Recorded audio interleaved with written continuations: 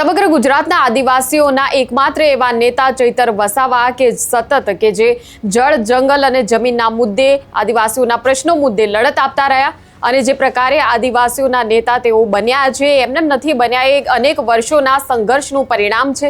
પરંતુ અત્યારે આપણે શું જોઈ રહ્યા છે કે એ ચૈતર વસાવા અત્યારે જેલના સળિયા પાછળ ધકેલાયા છે અને ભારતીય જનતા પાર્ટીના શાસનમાં જે પ્રકારે હંમેશાથી થતું આવ્યું છે તેમ વિપક્ષના નેતા કોઈ પણ પ્રકારે જો ગુનાહિત પ્રવૃત્તિઓમાં સંડોવાય તો પછી તેમની સામે ધડાધડ કોર્ટના કેસ ચાલી જાય છે, કાર્યવાહી થઈ જાય છે અને એ જ પ્રકારે હવે જ્યારે ચૈતર વસાવા જેલની અંદર છે ત્યારે સમગ્ર આદિવાસી સમાજમાં આક્રોશ ભભૂકી ઉઠ્યો છે અને આમ આદમી પાર્ટીના તમામ નેતાઓ પણ આ મામલે હવે લડી લેવાના મૂડમાં છે। ત્યારે આ બધા વચ્ચે આમ આદમી પાર્ટીના પ્રદેશ પ્રમુખ ઈસુદાન ગઢવીએ મોટી જાહેરાત કરી છે। શું કહી રહ્યા છે તેઓ તેની વાત કરીશું આ વિડીયોમાં। નમસ્કાર, નિર્ભય ન્યૂઝમાં આપની સાથે હું મયુરી।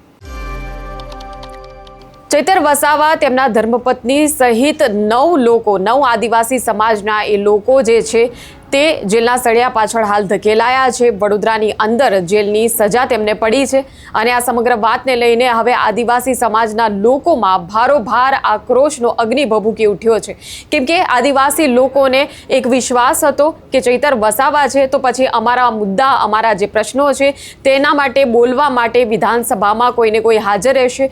પરંતુ હવે જ્યારે ચૈતર વસાવાના ધારાસભ્ય પદ પર પણ જોખમ તોળાઈ રહ્યું છે ત્યારે આદિવાસી સમાજના તમામ લોકો અને સાથે જ આમ આદમી પાર્ટીના તમામ નેતાઓ પણ લડત આપવાના મૂડમાં છે। ત્યારે આમ આદમી પાર્ટીના પ્રદેશ પ્રમુખ ઈસુદાન ગઢવીએ મોટી જાહેરાત કરી છે। જિલ્લા વ્યાપી વિરોધ પ્રદર્શનના કાર્યક્રમો કરવામાં આવશે। આમ આદમી પાર્ટીના નેતાઓ તો તેમાં રહેશે જ, પરંતુ સાથે જ ગુજરાતભરના આદિવાસી લોકો પણ મોટી સંખ્યામાં તેમાં જોડાવાના છે। ત્યારે આ કાર્યક્રમની તેમણે શું વિગતો આપી છે તે જોઈ લઈએ। મિત્રો, આપ જોઈ રહ્યા છો ગુજરાતના ખેડૂતો ઉપર અત્યારે ભાજપે ખૂબ જ અત્યાચાર કરી રહી છે। ભાજપ જાણે કંપનીઓની દલાલ બની ગઈ હોય, ભાજપ સરકાર એ રીતે વર્તી રહી છે। કંપનીઓ પ્રાઇવેટ રીતે કમાવા આવી છે, કંપનીઓને કરોડો રૂપિયાનો નફો મેળવવાનો છે, પરંતુ ખેડૂતોના ભોગે અત્યારે કંપનીઓ નફો રડવા માટે તૈયાર થઈ ગઈ છે અને ભાજપ સરકાર આ કંપનીઓ સાથે મિલીભગતથી ભાડે પોલીસ આપીને ખેડૂતો ઉપર અત્યાચાર કરી રહી છે।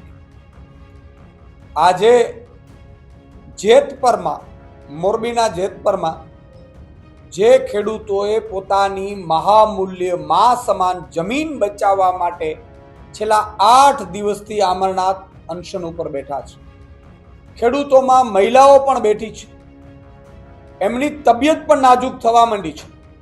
ત્યારે આજે આમ આદમી પાર્ટીના એક સૈનિક તરીકે મને ખૂબ ચિંતા થાય છે। આમ આદમી પાર્ટીના લાખો કાર્યકર્તાઓને પણ ચિંતા થાય છે કે આ બહેરી મૂંગી સરકાર એસી ચેમ્બરમાં મંત્રી, મુખ્યમંત્રીઓ જલસા મારે છે અને મારા ખેડૂતો જે આખા દેશને અનાજ ખવડાવે છે એ ભૂખ્યા અત્યારે છે।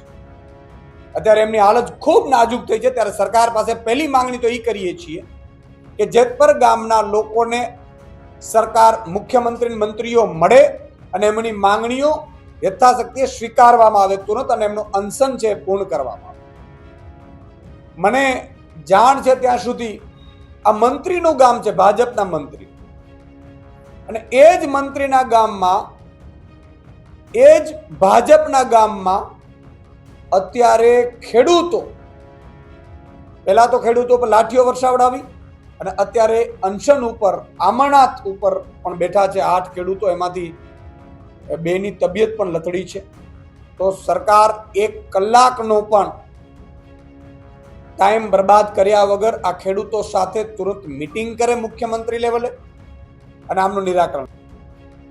તો જે રીતે ગુજરાતભરના આદિવાસીઓને એક સંપ થઈને લડત લડવાનું આહવાન આમ આદમી પાર્ટીના નેતાઓ કરી રહ્યા છે ત્યારે જોવાનું એ જ રહેશે કે આ સમગ્ર વાતને લઈને હવે આદિવાસી સમાજના આક્રોશ સામે સરકાર જે છે તેને કઈ રીતે જુએ છે અને આ મામલે હવે કાર્યવાહી જે છે તે કઈ રીતે કરવામાં આવે છે। સાથે જ જે પ્રકારે ચૈતર વસાવા જે છે અત્યારે જેલના સળિયા પાછળ ધકેલાયા છે તેમનું જે રાજકીય ભવિષ્ય જે છે આગામી સમયમાં કેવા પ્રકારનું રહેશે તેના પર સૌ કોઈની નજર છે। આ મુદ્દે તમારું શું કેવું છે તે કમેન્ટ સેક્શનમાં અમને જણાવશો। આ પ્રકારના વિડીયો માટે આપ જોતા રહો નિર્ભય ન્યૂઝ। અમારી ચેનલને લાઇક, શેર અને સબસ્ક્રાઇબ કરવાનું ભૂલશો નહીં। નમસ્કાર।